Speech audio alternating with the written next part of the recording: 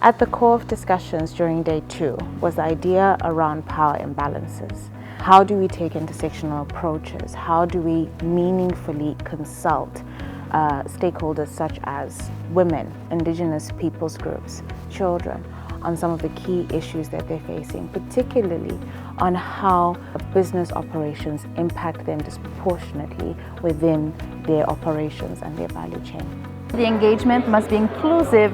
It must include the people who are directly affected by the operation. So really the vulnerable people who are opposing the project. And we can help directing companies to rights holders, but we are no rights holders.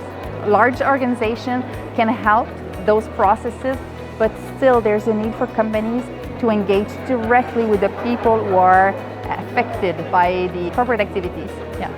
What impresses me is the diversity of people that look into these issues and how they try to find through business and human rights a framework to advance the right to the development, the right of indigenous people, labor rights, a lot of different issues which are really important.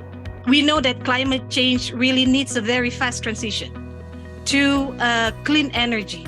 This transition should not be at the expense of human rights of the communities, indigenous peoples, and other groups. I think we need to empower more people on the ground who are impacted by business activities or who are impacted by the government actions and policies.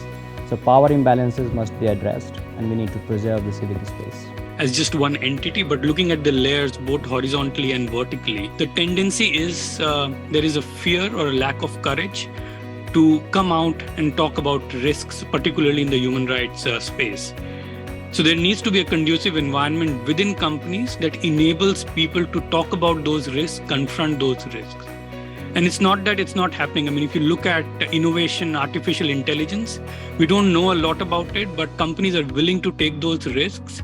And there is that environment that promotes innovation and coming out. We always knew that forced labor was morally bankrupt, but now we know forced labor can make you financially bankrupt as well. And companies that engage in forced labor should be bankrupt, and they should be criminally prosecuted. If the contracts of irregular migrant workers are very weak and they might be earning wages lower than what they should be earning, and again, if the children don't have access to schools, the children would not be formally employed by the palm oil plantations themselves, but yeah, they may follow their parents to the fields to help gain more income for the family.